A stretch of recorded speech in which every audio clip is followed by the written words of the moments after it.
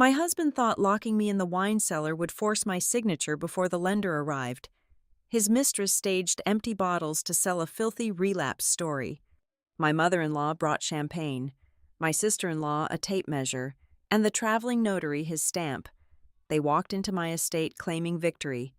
The idiots forgot I hunt property deed theft for a living. The cellar they chose to bury me in holds exactly what will bury their futures. My name is Brooke Newman. I am 38 years old, and long before I ever made the catastrophic mistake of marrying Grant Mercer, I bought and restored Ashvine House. The estate is a sprawling historical property nestled in the affluent, quiet stretches of Blackthorn Vale in Belmere County, Virginia. It took me 4 grueling years and hundreds of thousands of dollars to breathe life back into its decaying bones. I painstakingly restored the original hardwood floors, updated the century-old masonry, and modernized the crown jewel of the estate, which is the massive, climate-controlled subterranean wine cellar. Ashvine House was never a joint asset. It was my sanctuary, paid for with my own blood, sweat, and fiercely guarded savings. Grant merely brought his suitcases and moved in after the wedding.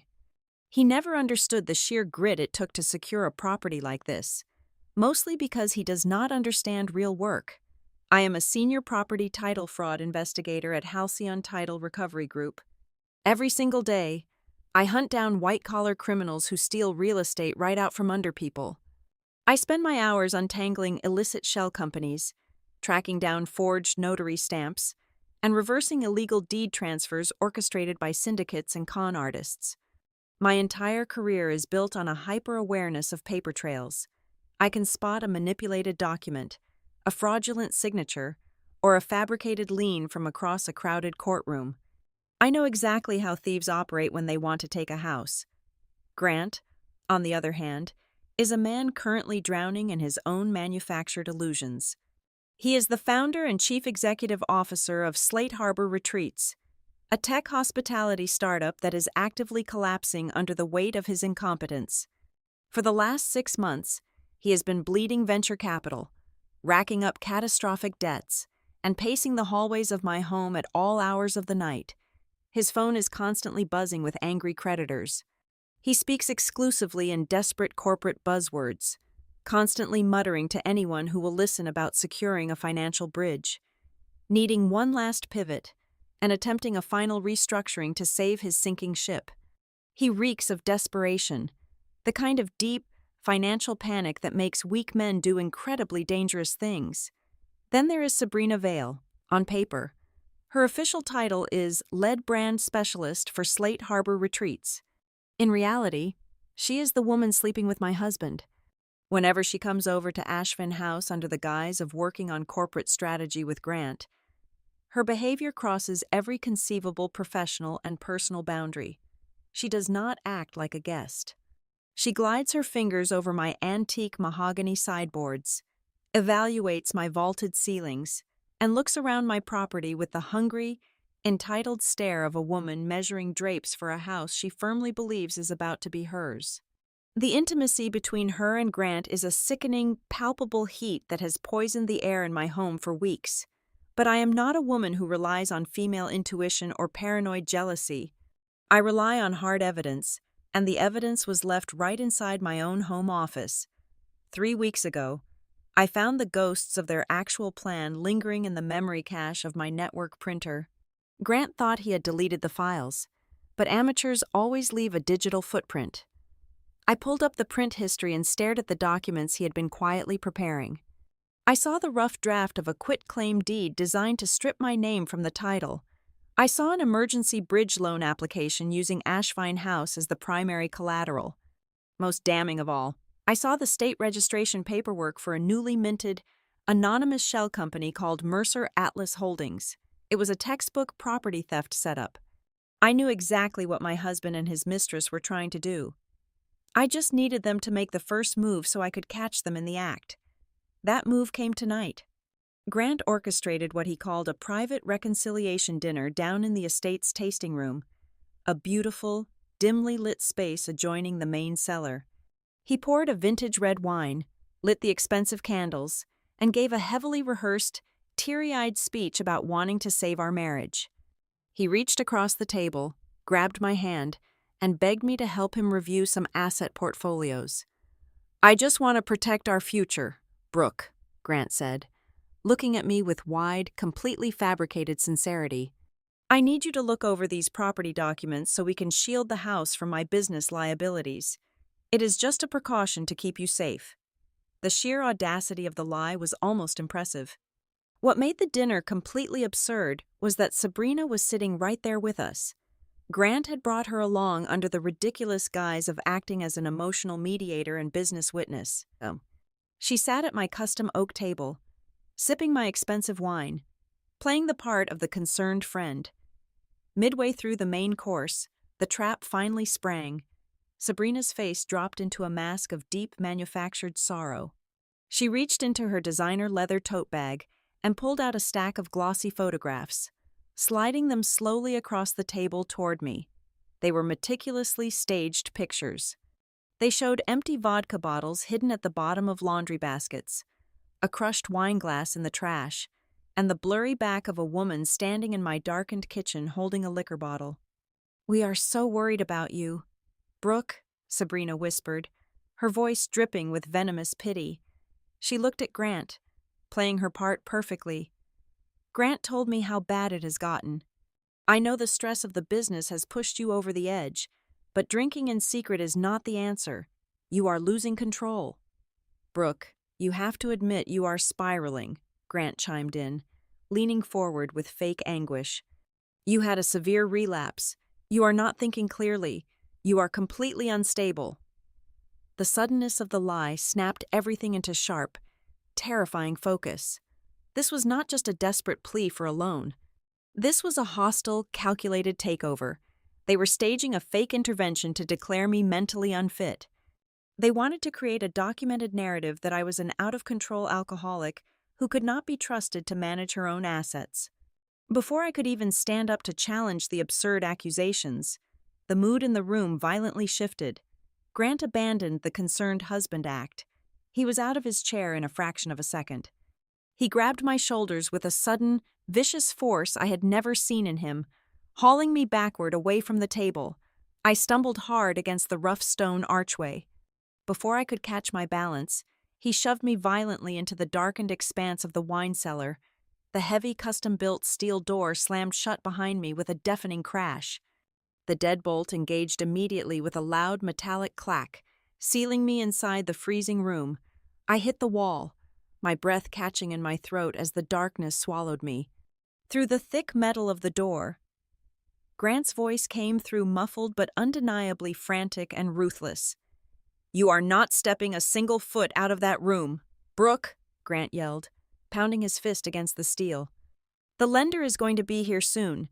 You are going to give me the digital access token for your electronic signature, and you are going to transfer this house to my company right now. You are going to stay in there until you sign it all over." The ambient temperature of the cellar was strictly maintained at 55 degrees, but the chill that washed over my skin had absolutely nothing to do with the climate control. The heavy thud of Grant striking the steel door reverberated through the subterranean space, a harsh, percussive rhythm against the absolute silence of the underground room.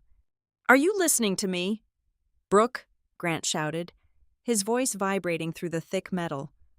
"The representative from the lending fund is going to be here in less than 2 hours. This is it. This is my last chance to save the company, and you are going to help me do it."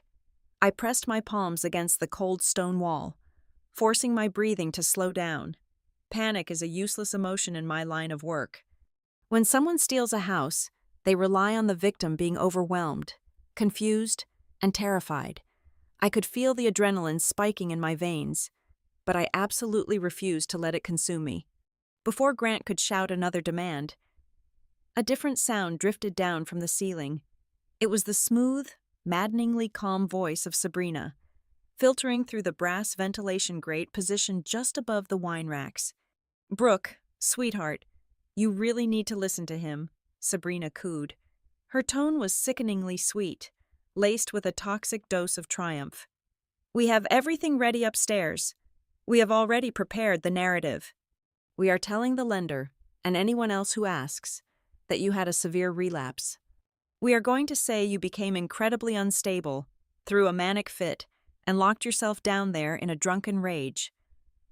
I stared up at the vent in the darkness, my eyes slowly adjusting to the pitch black of the room. It is a completely bulletproof story, Sabrina continued, her voice echoing faintly off the brick arches. I had a very good friend of mine, a concierge doctor in the city, draft a beautiful medical note outlining your recent psychological struggles. We even sent out a few emails from your personal account this morning inquiring about inpatient rehab facilities. Anyone looking at the paper trail will see a woman who is completely unraveling and incapable of managing her own estate. Give me the codes, Brooke, Grant barked, slamming his fist against the door again. I need the digital vault access pin. I need you to authorize the electronic signature token, and I need the final identity verification answers so we can finish the transfer. Do not make this harder than it has to be. Just give me the access. Let me secure the bridge loan, and you can come out. Standing there in the dark, the fragmented pieces of their plan perfectly assembled themselves in my mind. The sheer scope of their arrogance was staggering. This was not the erratic, impulsive flailing of a cheating husband backed into a financial corner. This was a highly sophisticated, multi-layered conspiracy. They were executing a textbook asset hijack. Step 1 was character assassination. They were manufacturing a medical and psychological crisis to discredit my legal competency. Step 2 was coercion. They were locking me in a secure room to extort my digital signature credentials under extreme duress. Step 3 was fraudulent notarization. They were going to bring in a corrupt or negligent notary to stamp a quitclaim deed without my physical presence. Step 4 was the ultimate payoff. They would use my unencumbered, multi-million-dollar property as collateral to secure a massive corporate loan for a newly formed shell company they controlled. When I say I hunt property fraud, I mean I live inside the anatomy of financial deception. I spend 40 hours a week dissecting the exact kind of arrogance my husband was currently displaying. Fraudsters always make the same fatal miscalculation. They assume the paperwork is the reality. They believe that if they can just force the ink onto the page and secure a notary stamp, the physical asset magically becomes theirs. They forget that the law is not just a piece of paper. It is an incredibly complex web of verifications, timestamps, and chain of title regulations. Grant was a tech executive who thought in terms of fast applications and instant digital transfers. He had absolutely zero understanding of the brutal, unforgiving machinery of real estate law. And Sabrina honestly thought paying off a shady concierge doctor to write a fake medical note was a masterstroke of criminal genius. She thought a few staged photographs of empty liquor bottles and some fake internet searches for rehab clinics would instantly void my legal rights as a property owner. It was a crude, clumsy imitation of white-collar crime, executed by two amateurs who were intoxicated by their own greed. If they had pulled this off against a normal homeowner, they would have won. A normal wife would be screaming herself hoarse right now. A normal victim would be kicking the steel door, weeping, begging to be let out, and eventually breaking down under the psychological torture of the cold and the ticking clock. I stayed completely silent. I did not yell back. I did not hurl insults at Sabrina through the vent or beg Grant to reconsider. I let the heavy, suffocating silence answer them. I turned my back to the steel barricade and began walking deeper into the cellar.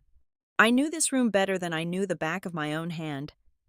I did not need light to navigate the endless rows of vintage Bordeaux and rare Italian reds. I trailed my fingertips lightly along the edges of the custom mahogany racks, counting my paces, moving past thousands of bottles of wine worth hundreds of thousands of dollars. I walked all the way to the far back wall, where the air felt the most dense. This was where the primary humidity control cabinets were installed to maintain the perfect 70% moisture level. To anyone else, including Grant, it just looked like a wall of industrial grills and temperature gauges. But I was the one who oversaw the architectural restoration. I was the one who negotiated the insurance policy for the rare wine collection housed in this very room. Because the collection was so valuable, The insurance underwriters required a dedicated, hardwired surveillance and environmental monitoring system that could not be tampered with from the main house. I reached the third cabinet from the left. I slid my fingers behind the decorative wooden molding, found the hidden recessed latch, and pressed upward.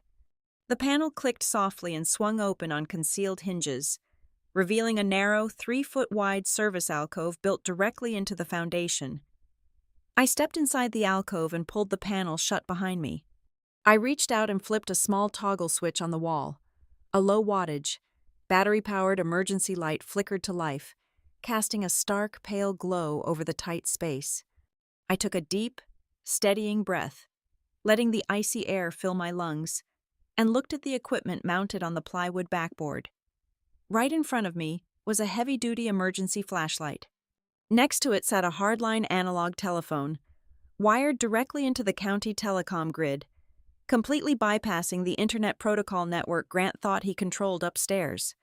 Below that was a dedicated backup cellular transmitter. But the most important piece of hardware in the alcove was the black metal box humming quietly on the bottom shelf. It was the closed-loop server for the internal estate camera system. It recorded everything in the cellar, the tasting room, the dining room, the front foyer, and the garage. And resting right on top of that server was the prepaid burner smartphone I had purchased and hidden down here exactly 14 days ago. The very morning after I found the draft of the quitclaim deed in the printer queue. I picked up the phone. It was fully charged, resting on its wireless dock. The heavy, panicked rhythm of my heart finally settled into a slow, rhythmic, and incredibly lethal calm. Grant and Sabrina thought they had played the ultimate winning hand. They thought they had neutralized the only obstacle standing between them and my property. They genuinely believed they had thrown a helpless, terrified wife into a dark box to break her spirit. They were completely wrong. They had not locked me in a prison. They had locked a veteran property fraud investigator into a secure, heavily monitored command center that held every single piece of technological leverage I needed to destroy their lives. They had isolated me in the exact room where I could watch them, record them, and dismantle their entire conspiracy piece by piece, all while they celebrated my supposed defeat just a few feet above my head. I unlocked the burner phone with a 6-digit PIN, my thumb hovering over the screen. The fear was completely gone, replaced by the cold, surgical precision of a hunter who has just cornered her prey. The trap had been sprung, but I was not the one caught in it. I tapped Nora DeWitt's direct line on the burner phone. The dial tone purred against my ear for only a fraction of a second before she answered. Nora is a senior fraud analyst at Halcyon Title Recovery Group and my closest confidant at the firm. For the past 3 weeks, she had been quietly helping me run background traces on Grant's erratic financial movements, mapping out the shell companies he thought he was hiding. She knew the explosion was coming. She just did not know the exact hour it would detonate. "Brooke," Nora said, her voice crisp and alert. "Tell me you are safe." "I am perfectly fine," I replied, keeping my voice pitched low, a steady whisper swallowed by the hum of the climate control systems. "But it is happening exactly the way we profiled it. They just executed the physical confinement. Grant and Sabrina locked me inside the primary wine vault. They are bringing a representative from a private lending fund into the house tonight to finalize the transfer." I heard the rapid clacking of Nora's mechanical keyboard on the other end of the line. She was already inside the firm's proprietary database. "Give me the targets. Brooke, I am ready. Execute the emergency hard stop right now," I instructed her. "Contact the Belmere County Recorder's fraud desk. File a priority injunction and tag every single parcel number associated with Ashvine House. I want a massive, flashing red fraud alert permanently attached to any deed transfer, lien, or encumbrance attempting to move under the name Mercer Atlas Holdings. Lock the county title system down so tightly that not even a ghost could transfer my property." "Done," Nora said. "The county clerk owes me a favor anyway. The alert will be live in the system in less than 10 minutes. What about the lender?" "The lender is Crestline Bridge Capital," I said, reading the name I had memorized from the printer cache days ago. I need you to bypass their standard customer service lines and go straight to their corporate compliance division. Inform their chief risk officer that the borrower at Ashvine House is currently attempting to collateralize a highly disputed asset. Tell them there is a severe active probability of forged signatures, coercion, and identity manipulation occurring on the premises. Nora paused. Brooke, if I drop a nuclear warning like that on Crestline's compliance team, they will instantly terminate the physical appointment. They will pull their representative out before he even turns onto your street. No, I said sharply. Do not kill the deal yet. You have to thread the needle. Nora, issue the warning, log the complaint, but be vague enough about the exact timing that Crestline still sends their agent to the house tonight to investigate. In my line of work, timing is the difference between a messy divorce and a federal indictment. If we stop the appointment right now, Grant and Sabrina could easily backtrack. They would hire expensive defense attorneys and claim it was all just a massive misunderstanding over marital assets. A simple clerical error made during a stressful time. I did not want a misunderstanding. I wanted a conviction. If I let them physically present a fraudulently obtained quitclaim deed to a live, breathing underwriter representing a multi-million-dollar institutional fund, their actions instantly crossed the threshold into felony wire fraud, grand larceny, and conspiracy. I needed them to walk right up to the edge of the cliff and jump. I understand, Nora said softly. I will let them walk into the trap. You just sit tight and gather the receipts. I am already printing them, I said, and ended the call. I turned my attention from the phone to the black metal server box sitting on the alcove shelf. The interface screen glowed with a faint green light. I logged into the administrator console using my master credentials.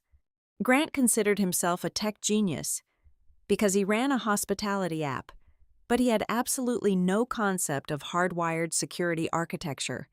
He assumed the house cameras were linked to his consumer-grade wireless router upstairs. Through the server console, I isolated the high-definition feeds for the main cellar, the tasting room directly above me, the formal dining room, the front foyer, and the detached garage. I completely severed these feeds from the main house network. I switched the storage protocol from a standard rolling 48-hour loop to a permanent, unalterable local solid-state archive. Simultaneously, I initiated a continuous, encrypted mirror backup to a secure cloud server managed by Halcyon Title Recovery Group. If Grant, Sabrina, or anyone else they brought into my home realized they were being watched and tried to physically smash the cameras or wipe the network, it would not matter.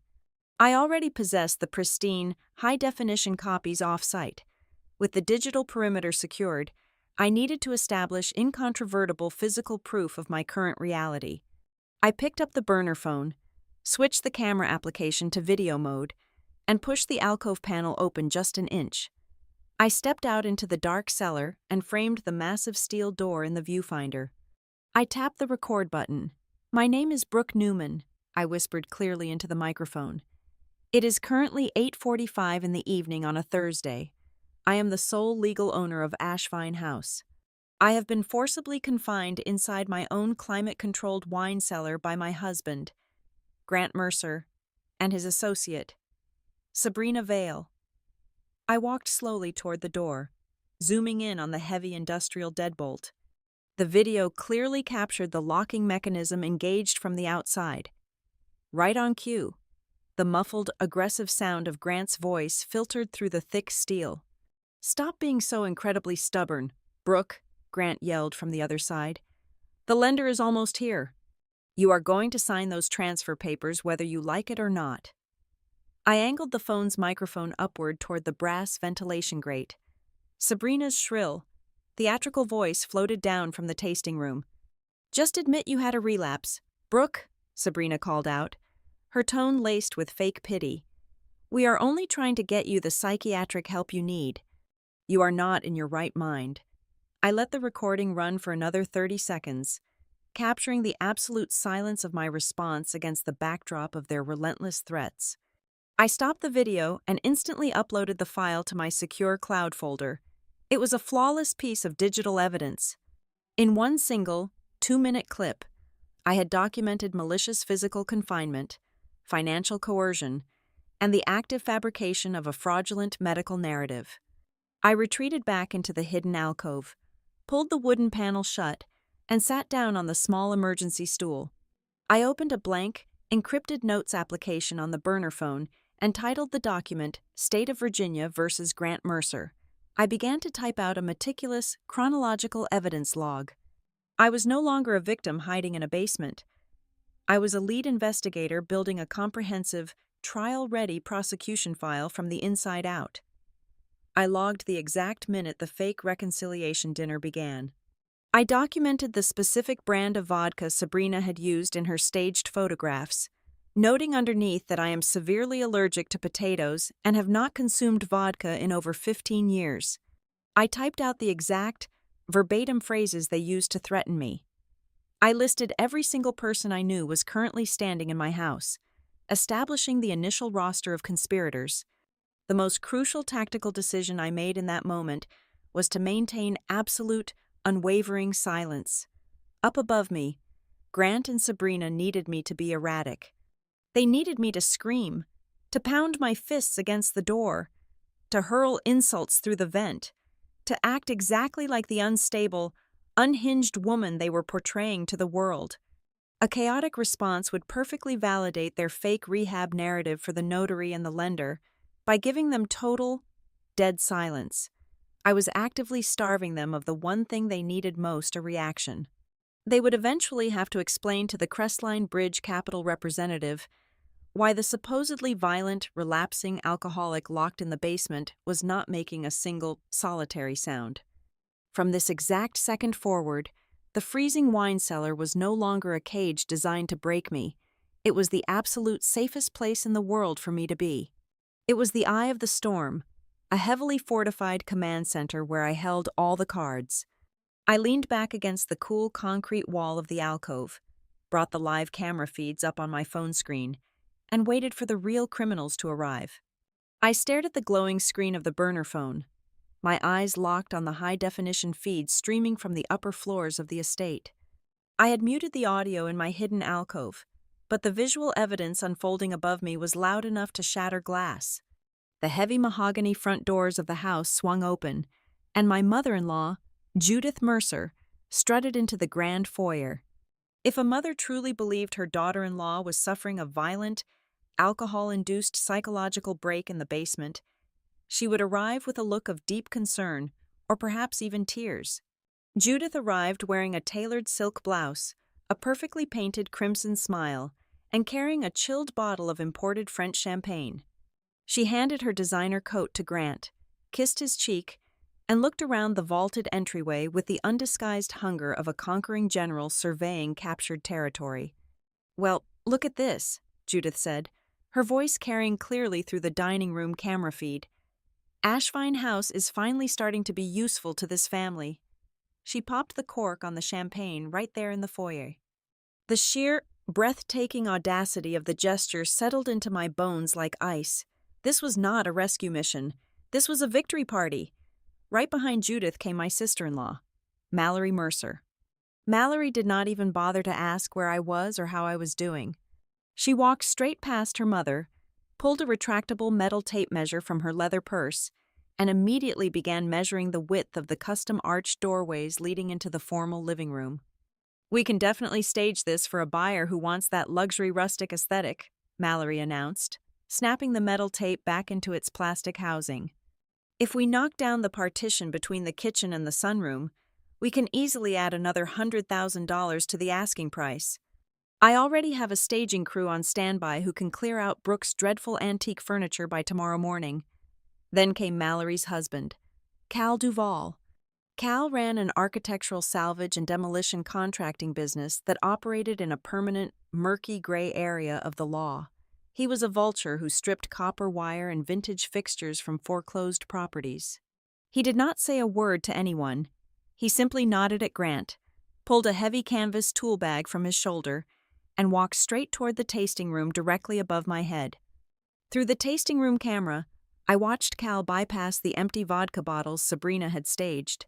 He pulled a cordless drill from his bag and immediately began unbolting the solid brass gaslight sconces I had imported from a defunct theater in Chicago. He dropped the priceless fixtures into a padded crate. Once the walls were stripped, he moved to the reserve wine racks. I watched in absolute silent fury as my brother-in-law loaded 4 heavy wooden crates of my most expensive, limited production Cabernet Sauvignon onto a specialized dolly and wheeled them toward the rear garage door. Down in the dark, I chronicled every single movement in my encrypted evidence log. Cal was not just a guest. He was actively fencing stolen goods. I switched the feed back to the formal dining room. Grant was standing at the head of my custom oak table, furiously organizing a chaotic spread of legal documents. Even through the camera lens, the paperwork was instantly recognizable to someone in my profession. He smoothed out the edges of the quitclaim deed, designed to surgically sever my legal rights to the estate. Next to it, he placed the emergency bridge loan application, the primary transfer addendum directing the property into the Mercer Atlas Holdings Shell Company, and a highly irregular same-day disbursement schedule. Grant was sweating through his expensive dress shirt, constantly checking his gold wristwatch, vibrating with the desperate energy of a man who needed millions of dollars injected into his failing bank account before sunrise. 10 minutes later, the front doorbell chimed. Grant practically ran to open it. Darren Pike stood on the front porch. Darren was a traveling notary, public with a notoriously flexible moral compass, the kind of man who made his living stamping documents in hospital rooms, nursing homes, and dimly lit offices without asking too many difficult questions. He stepped into the foyer, clutching a battered leather briefcase and a thick black notary journal. He took one look at the champagne glasses on the kitchen island and the chaotic spread of paperwork on the dining table, and his professional instinct finally triggered a moment of hesitation. "Where is the wife?" Darren asked, his voice tight with sudden anxiety. He set his briefcase down but kept his hand firmly on the handle. "Grant, you assured me over the phone that both parties would be present. I cannot legally apply my state seal to a property transfer of this magnitude unless the principal signer is physically standing in front of me to verify her identity." Sabrina glided into the frame before Grant could even open his mouth. She had refreshed her makeup, masking the vicious, calculating predator beneath the warm, deeply sympathetic smile of a concerned friend. She placed a gentle, reassuring hand on Darren's shoulder. "Brooke is resting downstairs right now," Sabrina said, her voice lowered to a pitch-perfect register of tragic confidentiality. "She had a terrible, sudden relapse with her drinking this evening. It was incredibly violent. We had to get her out of the main house for her own safety. Grant has her electronic signature tokens, and we just need you to authenticate the physical packet we prepared so the fund representative does not cancel the walkthrough. We are just trying to save her from ruining her own financial future while she is incapacitated." Darren stared at Sabrina, then looked over at the table. He shifted his weight nervously from one foot to the other. In the state of Virginia, notarizing a real estate deed without the physical presence and direct, uncoerced acknowledgement of the signatory is not a simple administrative error. It is a severe felony. Darren knew this. But I also knew Grant was likely paying him 5 or 6 times his standard flat fee to look the other way. "The lender is going to be here very soon." "Darren," Grant pushed, leaning over the table. "Everything is perfectly legal. We are just bypassing a temporary medical crisis. Stamp the paperwork, take your envelope of cash, and you can walk right out the front door." Darren exhaled a long, shaky breath, unlatched his briefcase, and pulled out his heavy brass notary seal. Sitting in the freezing subterranean silence of my command center, a profound, chilling realization washed over me. I was not just watching a husband try to force a desperate loan to save his failing tech company.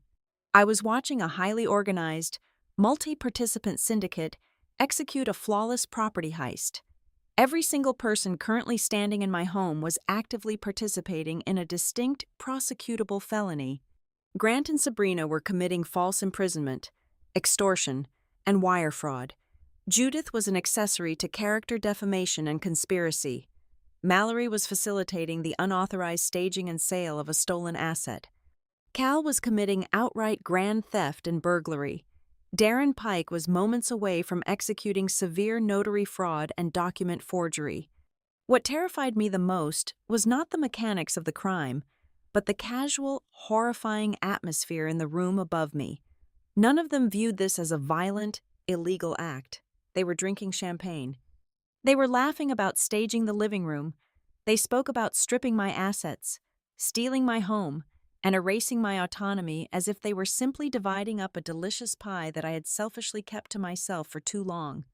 They truly believed that because I was a woman who had built wealth independently, I somehow owed it to the Mercer family to absorb their failures. They thought they were entitled to my life. They thought the walls of Ashvine House belonged to them simply because Grant had managed to put a ring on my finger. I watched Darren press his heavy ink stamp down onto the signature line of the quitclaim deed. The loud, definitive thud of the brass seal hitting the paper echoed through the audio feed. They had just crossed the point of no return. The paperwork was forged.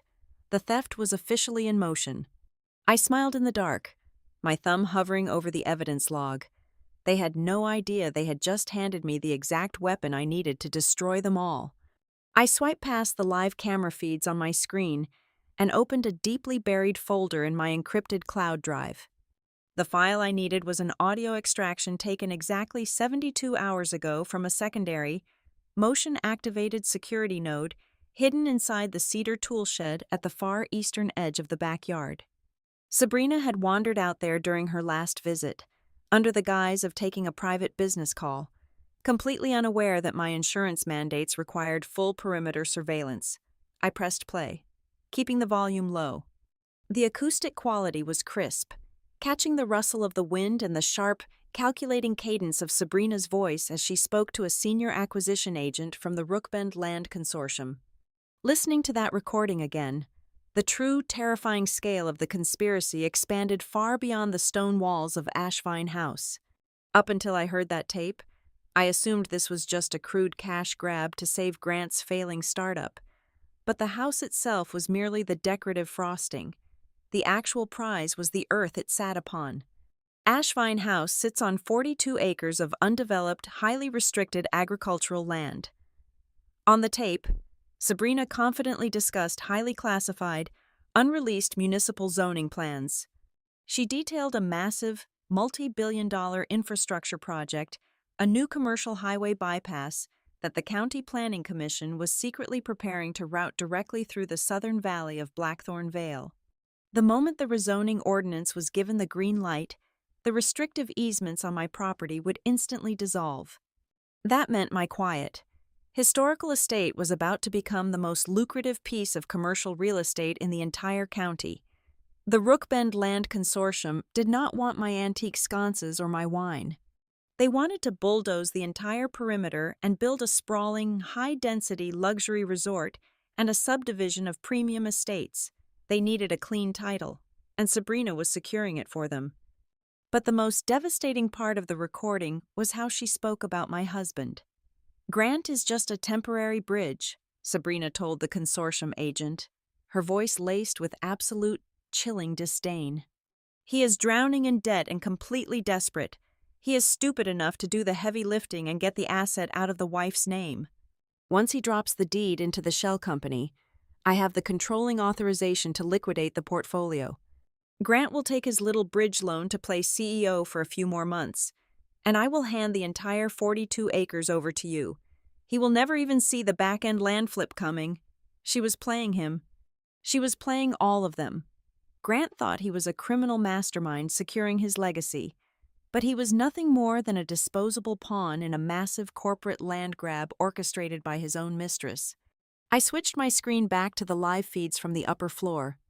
The atmosphere in the dining room was thick with greed, but watching them interact now, I could clearly see the fractured, conflicting promises Grant had made to assemble his little strike team. He pulled Cal aside near the kitchen island, patting the contractor on the shoulder. Through the microphone, I heard Grant quietly assure Cal that he would have exclusive, unrestricted salvage rights to all 4 historical outbuildings on the property the moment the loan cleared. Cal nodded greedily. completely unaware that Sabrina had already promised those same structures to Rookben's demolition crews. A few minutes later, Grant leaned over his mother's chair, pouring her another glass of champagne. He promised Judith that by the end of the fiscal quarter, he would use the newly freed equity to buy her a massive, upgraded penthouse condominium in the city. Then, he winked at Mallory, telling his sister that she would receive a solid 15% cut of the liquid cash for playing her part so perfectly tonight. They were all operating under completely different sets of delusions. Grant thought he was keeping the property. His family thought they were getting a share of the house's equity.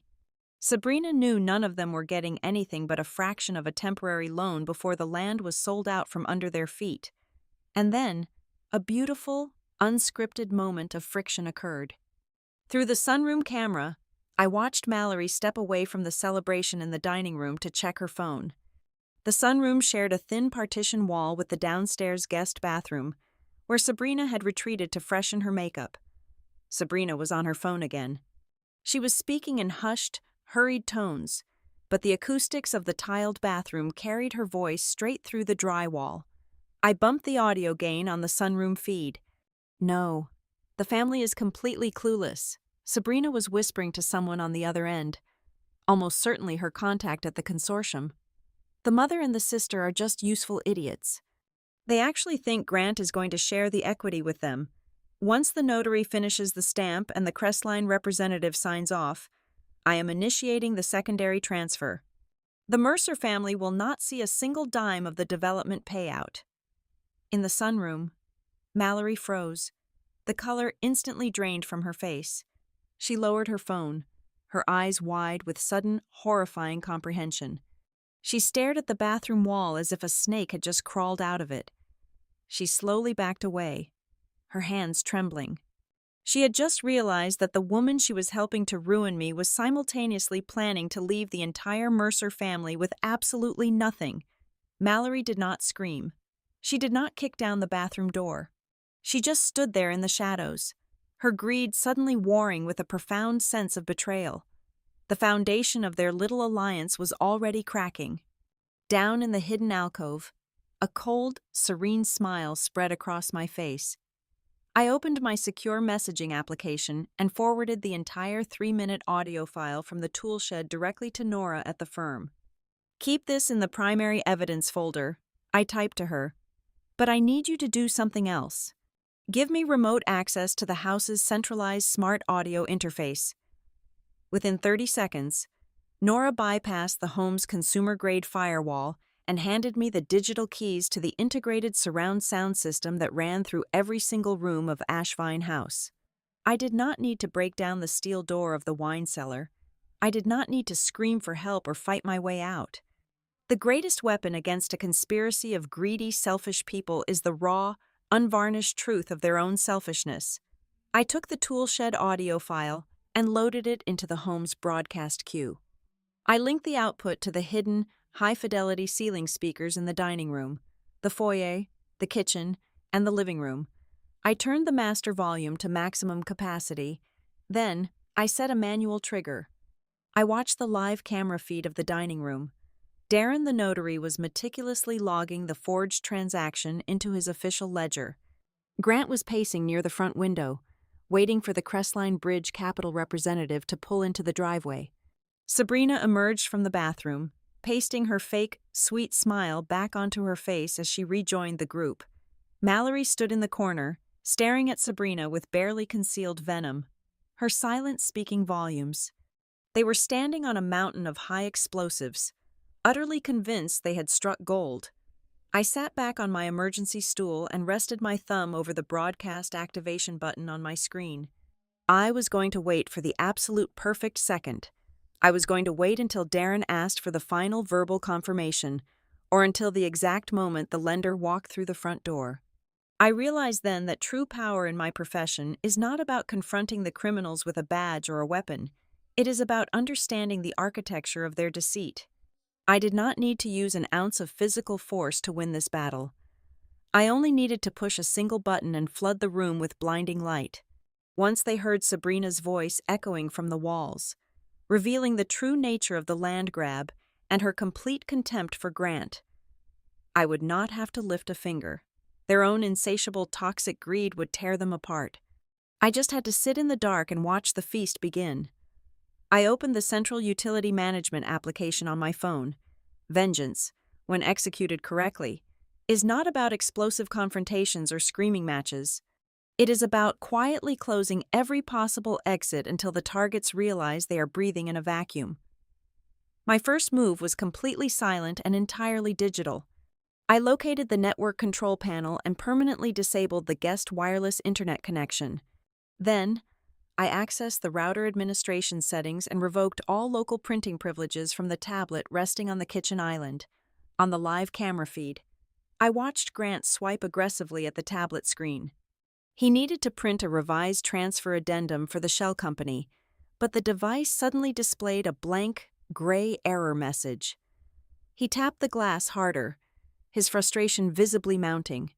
He muttered to Sabrina that the routing protocol must be jammed. It was not jammed. I had systematically blacklisted the media access control addresses of every device they were currently holding. Sabrina leaned over his shoulder, her brow furrowing in genuine confusion. The seamless, easy theft they had planned was hitting its first invisible wall, and they had absolutely no idea why. While they were distracted by the failing network, I shifted my attention to the physical perimeter of the estate. I accessed the security gate controls and activated the heavy magnetic deadbolts on the secondary service driveway. I also locked down the reinforced steel doors of the cellar loading bay. Cal's unmarked demolition truck was parked back there, loaded with my stolen property. Now, he could not drive that vehicle off my land without a heavy explosive charge or a police escort. Next, I opened the specialized insurance-compliant software linked directly to the wine cellar overhead.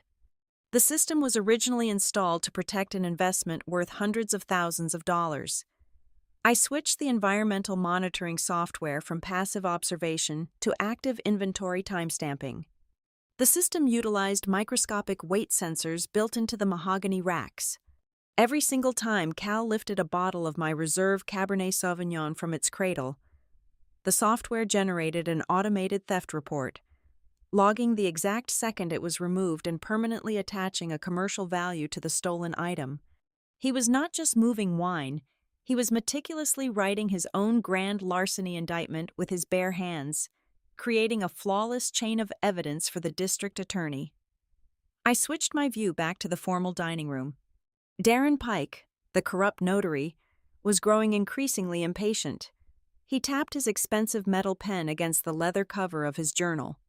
"Grant, I need the 9-digit driver license serial number for the principal signer right now," Darren said, his voice carrying a sharp, nervous edge. "I cannot finalize the acknowledgement block without the state identification data. We are running out of time before the lender arrives." Grant pulled out his leather wallet, frantically searching for the unauthorized photocopy of my license he had stolen from my home office files. The timing was absolutely perfect. I opened my encrypted mail client.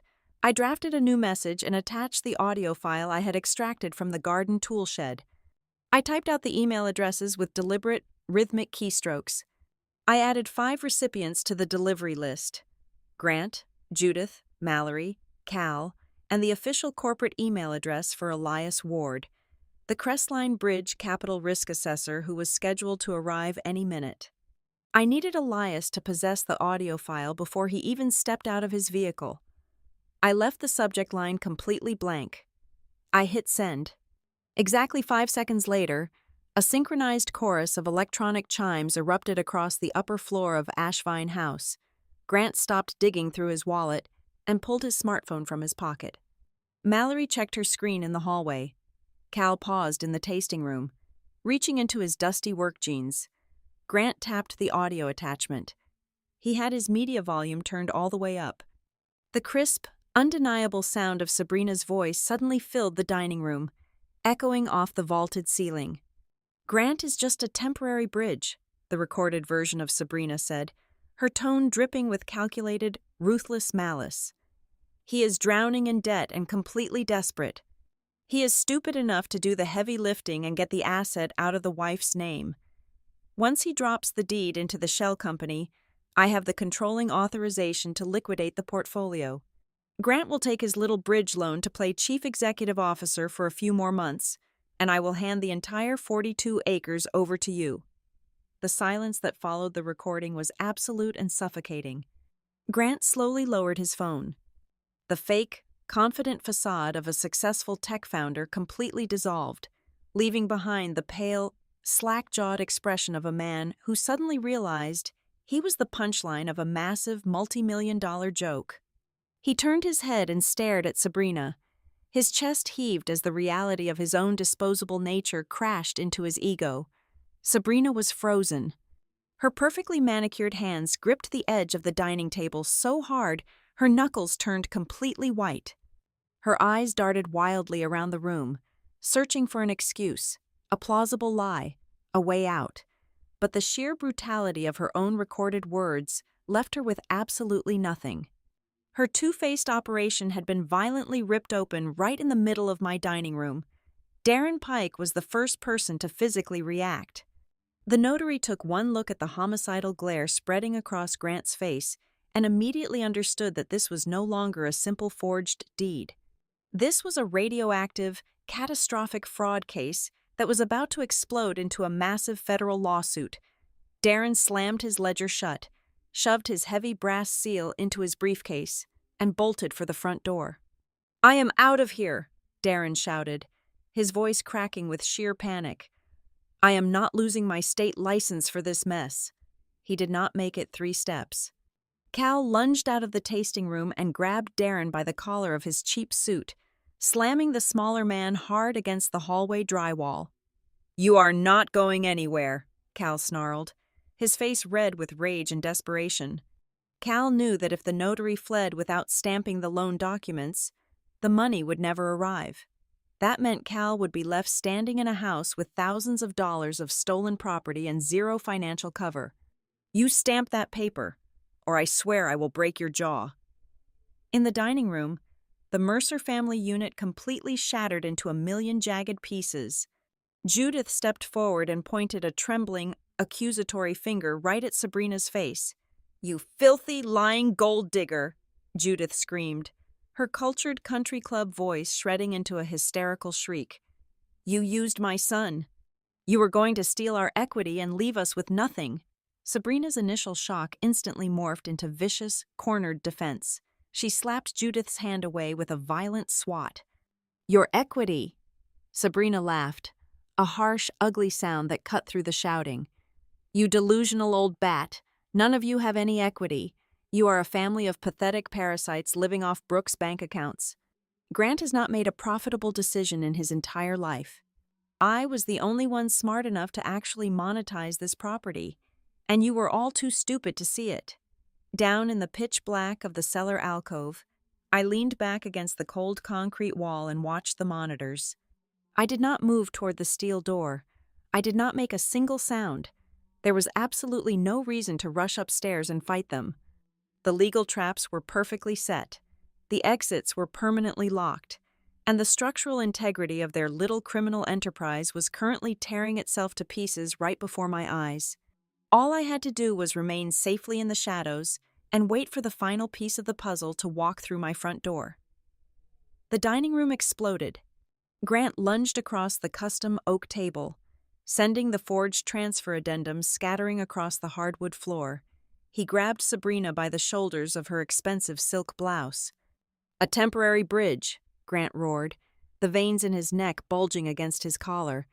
"You were going to hand the entire 42 acres over to a commercial developer. You were going to cut me out the second the deed hit the holding company." Sabrina did not shrink back. The sweet, sympathetic mask she had worn all evening completely disintegrated, revealing the cold, calculating predator beneath. She violently shoved his hands off her shoulders. "Do not touch me," Sabrina hissed, her voice cutting through the room like a serrated blade. "You are an empty suit, Grant. You are a hollow chief executive officer who lives on corporate buzzwords, venture capital, and other people's money. You have never built a single successful thing in your entire pathetic life." Your tech startup is bleeding hundreds of thousands of dollars a month. You were going to lose this house to the bank anyway. I was actually going to turn it into a $50 million commercial buyout. You used my son, Judith screamed, inserting herself between them. Her face was flushed with a terrifying, aristocratic rage. We trusted you. We let you into this family. I personally drove to the liquor store to buy those cheap vodka bottles. I spent an hour staging them in the laundry baskets. I took those pictures of the kitchen in the dark to make it look like she was unhinged. I did all of that to help you secure his future, and you were planning to steal it all. Down in my hidden alcove, my fingers flew across the burner phone screen, logging her exact words. Judith had just verbally confessed to manufacturing physical evidence. The sheer panic in the room was contagious. Mallory collapsed against the wall, hyperventilating as tears ruined her makeup. "Oh my God," Mallory sobbed, her voice trembling violently. "I am going to go to jail. I am going to prison for this." I just moved her prescription sleeping pills and the imported multivitamin bottles into the main wine cabinet. Sabrina told me to do it. She said it would make the relapse story look more believable for the underwriter. I was just trying to help the family. Mallory clapped her hands over her mouth, her eyes wide with sudden, horrifying realization. She had just openly admitted to tampering with prescription medication and fabricating a false medical narrative in front of a licensed state official. Darren Pike looked like he was about to have a massive coronary event. The notary snatched his official ledger off the table and hugged it tightly to his chest. "I am absolutely done," Darren shouted over the screaming women. "I am not putting my state seal on a dirty property transfer while you people confess to federal crimes in front of me. I am leaving right now." He spun toward the foyer, but Cal was faster. The burly contractor grabbed Darren by the back of his suit jacket and slammed him hard against the doorframe. "If you walk out that door without stamping those loan papers, I am going to break both of your legs," Cal snarled, spit flying from his lips. He spun around and pointed a thick finger at Grant. "And you? You promised me a 20% cut of the salvage value. Where is my demolition deposit?" Grant: "I have thousands of dollars worth of brass fixtures sitting in my truck, and I want my cash right now." "Are you insane?" Grant yelled back, stepping away from Sabrina and squaring up against his brother-in-law. "There is no cash. The fund has not disbursed the money yet because this idiot will not stamp the deed, and you are actively robbing me. You are stealing my assets before the deal is even closed." "They are not your assets," Cal roared, dropping Darren's jacket and taking a threatening step toward Grant. "They belong to the wife you locked in the basement." They were inches away from a brutal physical brawl. The sophisticated, high-stakes corporate heist had rapidly devolved into a vicious, street-level cage match. Every single one of them was bleeding greed, turning their teeth on each other the moment the illusion of loyalty evaporated. Then, a sharp, electronic chime pierced the chaos. It was the perimeter alert system from the front gate. A heavy set of tires crunched against the gravel of the main driveway. The sweeping beam of a vehicle's headlights briefly illuminated the frosted glass of the front door. Grant froze. The blood drained entirely from his face. He stared at the front window, his chest heaving as he listened to the engine cut off. "He is here," Grant whispered, the blinding anger instantly replaced by raw, paralyzing terror. "The representative from Crestline Bridge Capital is here." The transformation that occurred in the next 10 seconds was one of the most grotesque displays of human desperation I had ever witnessed.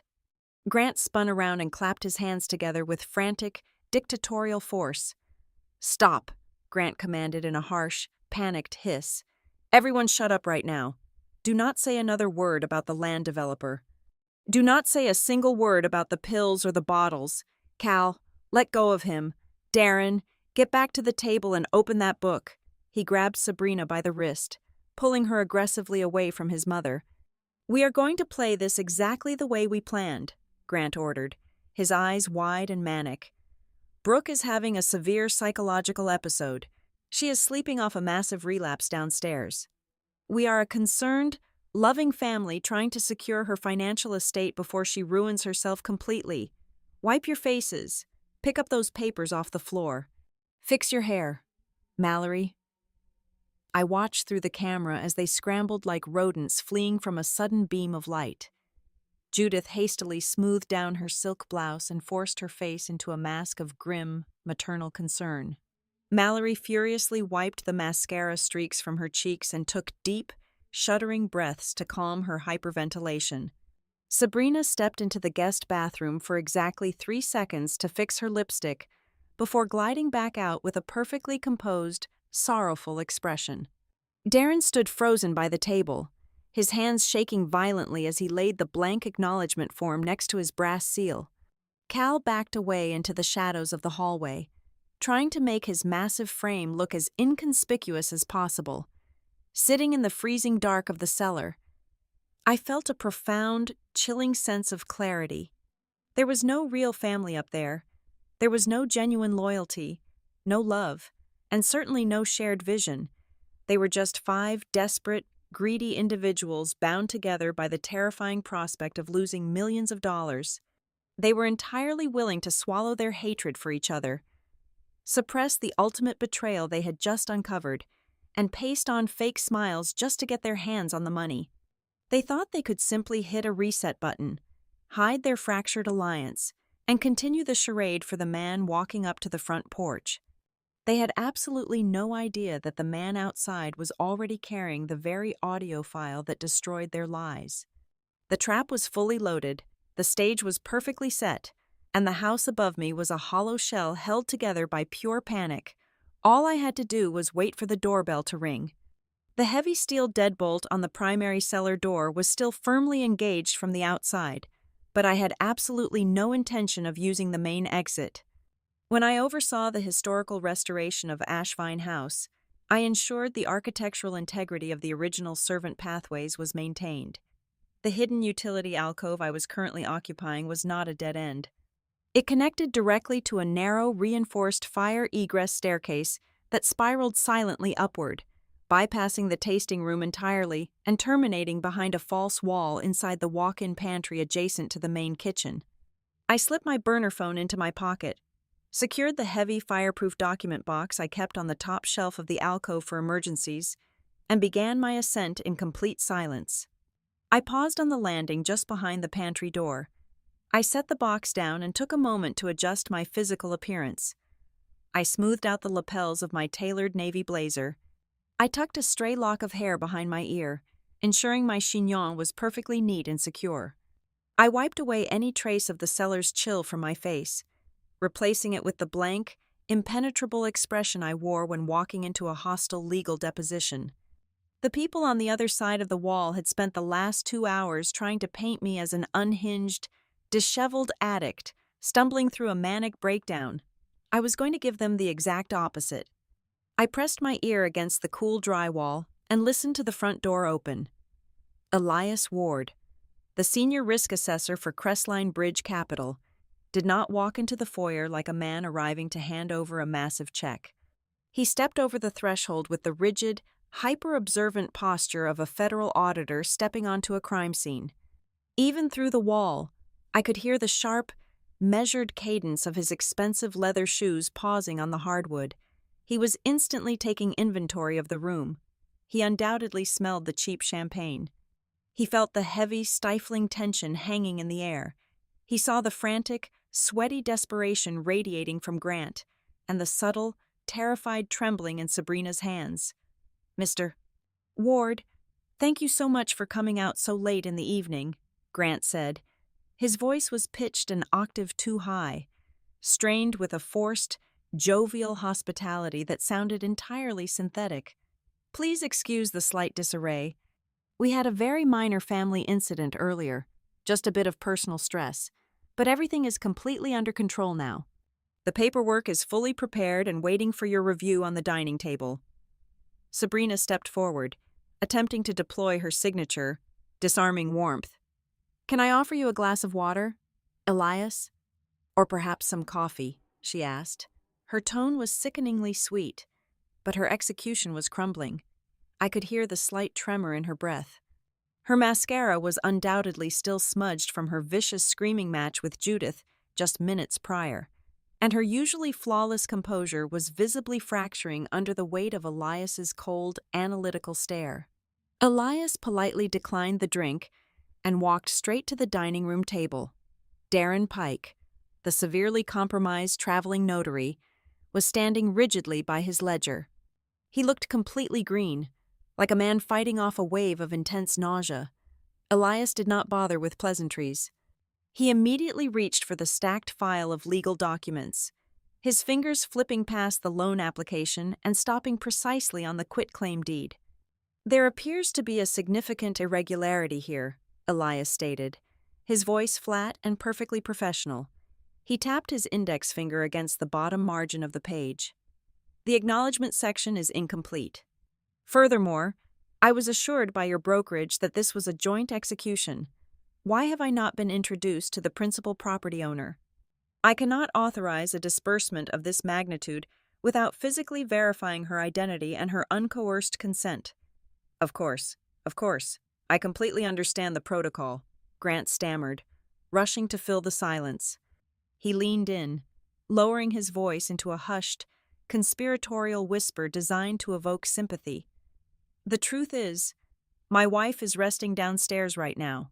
She suffered a very severe relapse with her drinking this afternoon. It was incredibly traumatic for the family. She is currently incapacitated and recovering from the episode.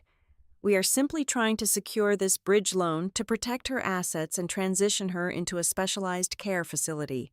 It is a highly sensitive medical situation, which is why we arranged the electronic proxy signatures." Grant was desperately hoping that the sheer embarrassment and private nature of a supposed addiction crisis would force Elias to back away out of professional politeness. But Elias Ward was not a junior loan officer. He was a veteran risk assessor who had likely just listened to an explosive audio recording delivered to his corporate inbox moments before he parked his car. Elias did not immediately reject the story, nor did he call the police. He simply remained silent. He let the uncomfortable quiet stretch out, observing the frantic eye contact between Grant and Sabrina, the nervous sweating of the notary, and the unnatural stiffness of Judith and Mallory hovering in the background. Elias's calculated silence was a masterstroke. It forced Grant to keep talking, to keep digging his own grave deeper in an attempt to fill the void.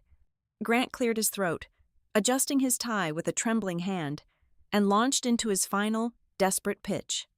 "Once the funds are cleared," Grant babbled, gesturing toward the empty air, "we are going to leverage the unused equity of the estate to finalize our growth strategy.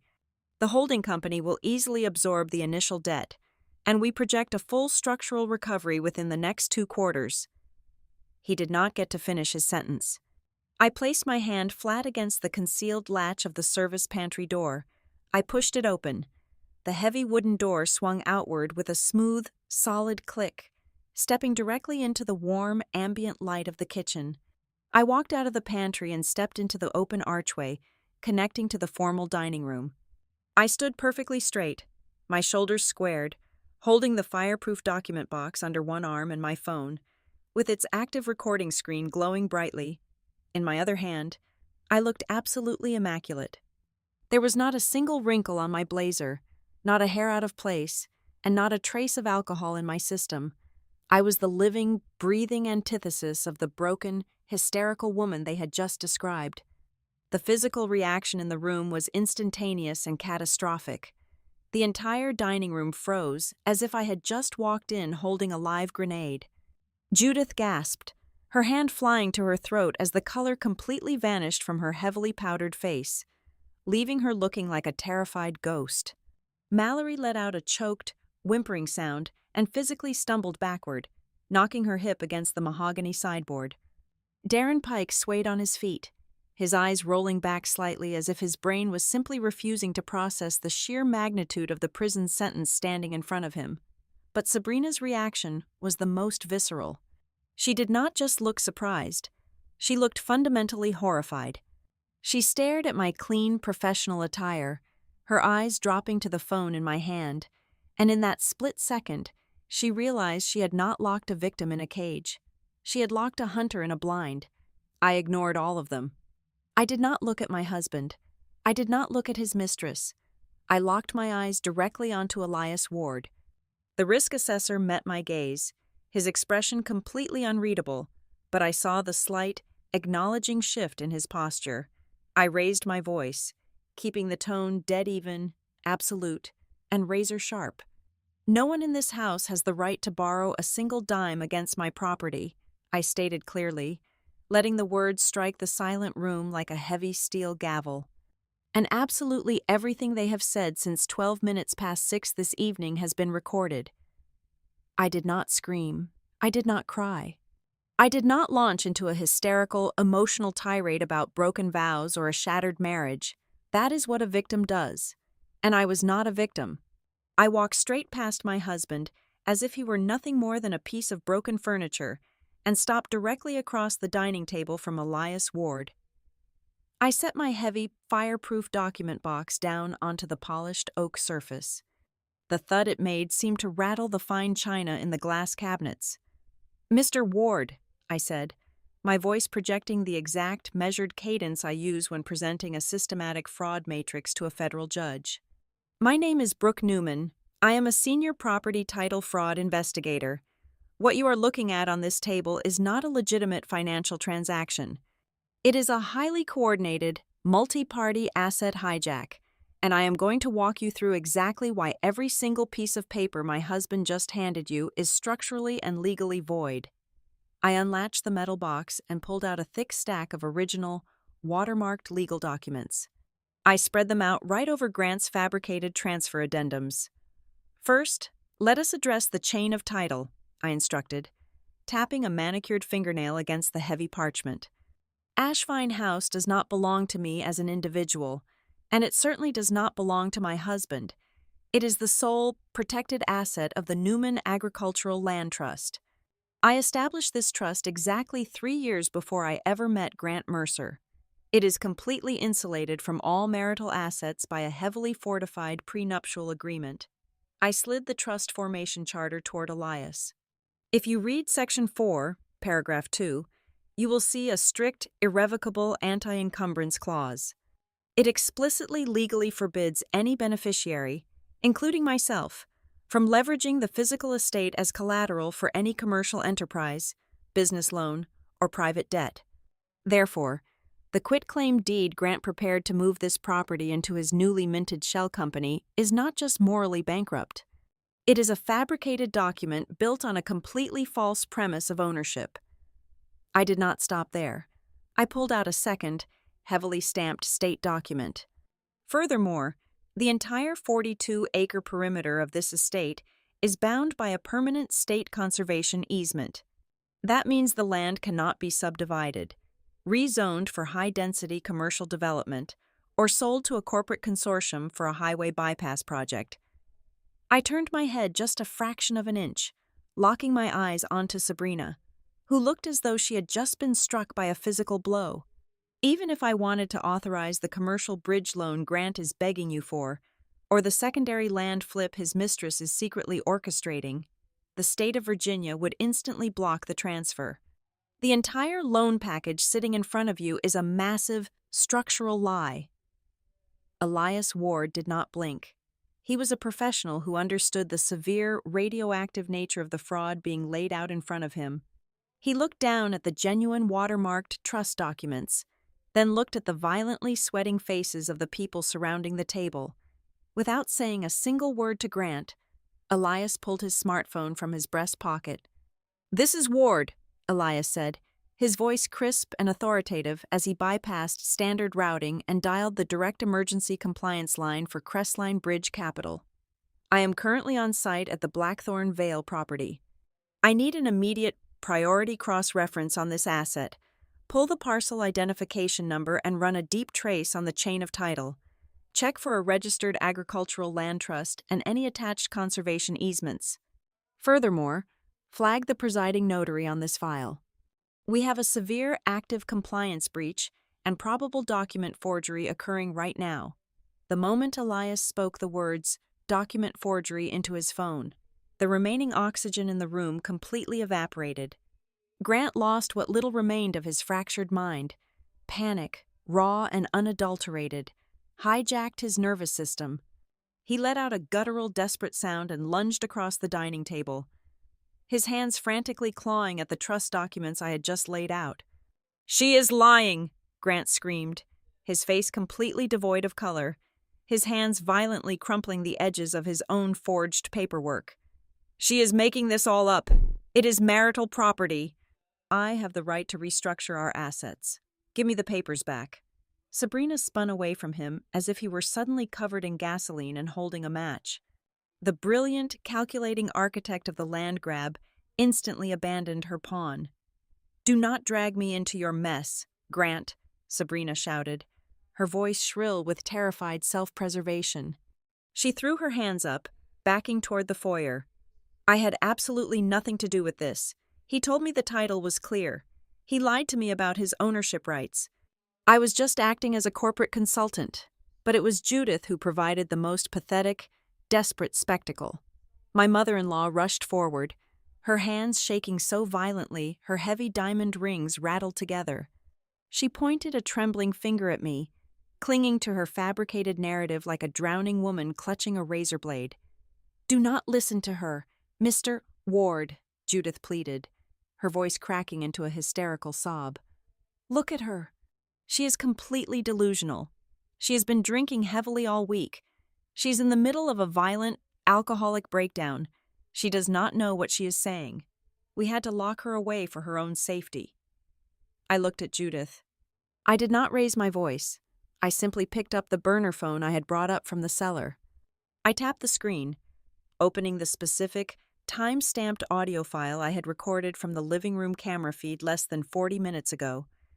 I turned the volume to maximum capacity and pressed play. I personally drove to the liquor store to buy those cheap vodka bottles.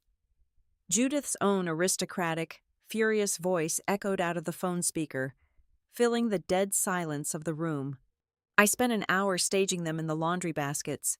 I took those pictures of the kitchen in the dark to make it look like she was unhinged. I did all of that to help you secure his future, and you were planning to steal it all. The recording continued seamlessly, capturing Mallory's frantic confession. "I just moved her prescription sleeping pills and the imported multivitamin bottles into the main wine cabinet. Sabrina told me to do it. She said it would make the relapse story look more believable for the underwriter." I tapped the screen again, silencing the playback. I set the phone down gently next to the trust documents. The silence that descended upon Ashvine House in that exact moment was absolute and completely deafening. It was not a peaceful quiet. It was the heavy, suffocating silence of a sealed tomb. No police sirens were wailing in the distance just yet. No heavy steel handcuffs had been locked around anyone's wrists, but the atmosphere in the room had fundamentally and permanently altered. The air felt thick, heavy with the undeniable stench of total ruin. Darren Pike stood frozen by the edge of the table, his skin the color of dirty chalk, completely paralyzed by the realization that his professional career and his freedom had just evaporated in the span of 3 minutes. Grant stared blankly at the crumpled papers in his hands, his chest heaving, his eyes entirely hollow as the devastating reality settled over him. There was no money, there was no bridge loan, and there was absolutely no way out. Sabrina stood trembling by the hallway, her jaw clenched, her mind desperately spinning but finding zero traction, fully aware that the email containing her own damning confession was sitting safely in Elias Ward's inbox, completely undeletable. I stood tall at the head of my table, surveying the absolute wreckage of their lives. They had walked into my home expecting a feast, expecting to carve up my life and serve it to themselves on silver platters. But looking around the room, they finally understood the truth. They were completely trapped. And they all knew, with terrifying certainty, that whoever was going to walk through those heavy mahogany front doors next would not be coming to save them. While Elias Ward stood frozen in the center of my dining room, the heavy silence was finally broken by the sharp, persistent vibration of the burner phone resting on the table. A priority text message from Nora DeWitt illuminated the screen. I did not hide it. I picked the device up, unlocked it, and read the notification aloud, letting each word strike the room like a physical blow. The Belmere County Recorder's fraud desk has officially activated the emergency title block, I announced, my voice echoing off the vaulted ceiling. And Crestline Bridge Capital has just confirmed through their compliance division that this loan application is permanently suspended due to active property fraud. Elias gave a single, curt nod. He closed his leather briefcase with a loud snap, effectively sealing the coffin on Grant's financial future.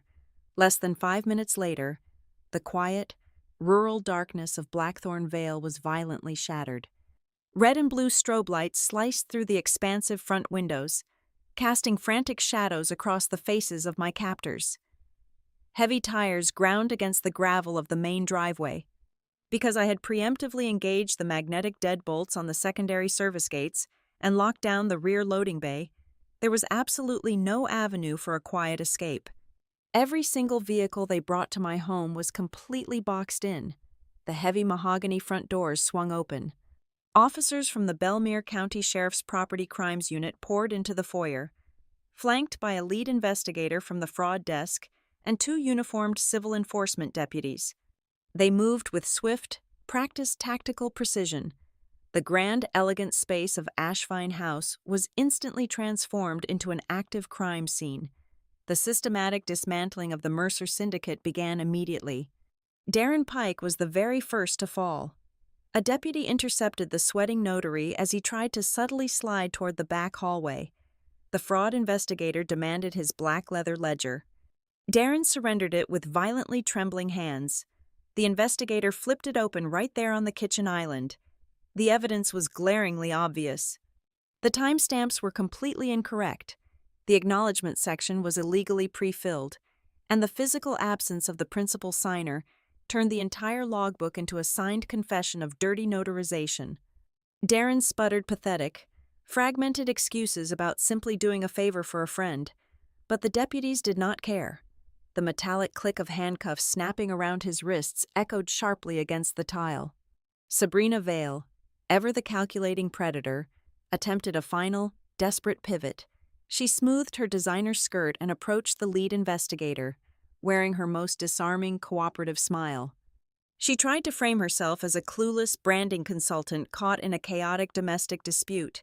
It was a beautiful performance, but it shattered the second the investigator presented a federal warrant for her digital devices. With the emergency injunction already live, the authorities seized her phone and laptop. It took them less than 10 minutes to uncover the drafted emails negotiating with the Rookbend Land Consortium, the forged digital signature packets sitting in her outbox, and the explicit text messages outlining her exact strategy to use my husband as a disposable front to seize the land. The realization that she had been completely outplayed finally hit her. The sweet facade vanished, replaced by a cold, venomous glare as a female deputy read her rights right in the middle of my living room. Outside, the situation was even more humiliating for the family. A deputy dragged Cal Duvall out of the darkness near the detached garage. They had caught him red-handed in the loading bay. The back of his heavy commercial truck was packed to the brim with stolen assets. He had loaded 4 heavy wooden crates of my most expensive reserve wine, the antique brass fittings, and thousands of dollars worth of custom architectural materials from the tasting room. He was no longer a helpful brother-in-law pitching in on a family project. He was a prime suspect in a massive, undeniable felony grand theft operation. Cal cursed loudly, his face purple with rage, as they pressed his chest against the side of his own truck and patted him down.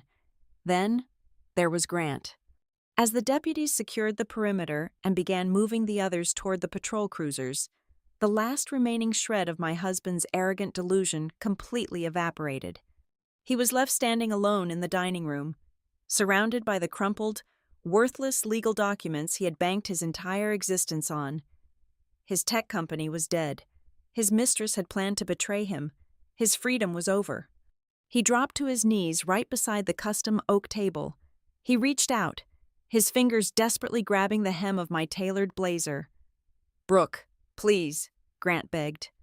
His voice cracked into a pathetic, wet sob, tears streaming freely down his face. "I just wanted to save the company. I was drowning in debt.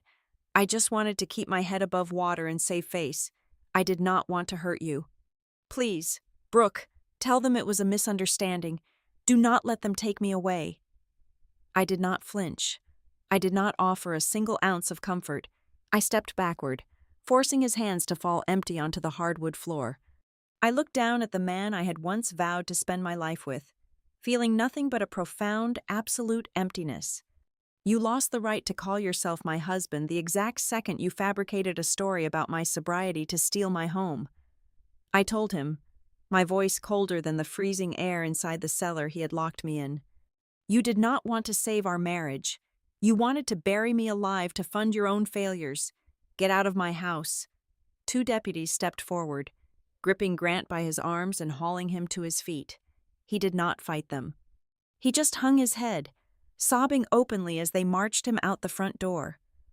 Judith and Mallory were not spared the indignity of the evening. They tried desperately to play the victims, weeping hysterically and claiming they were manipulated by Sabrina's lies.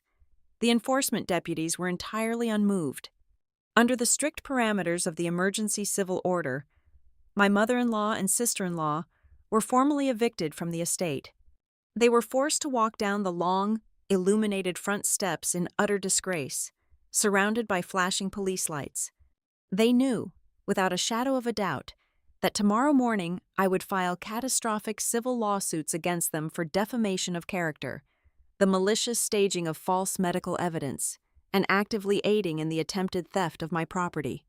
They had gambled their social standing and their financial security on a stolen house, and they were leaving with absolutely nothing.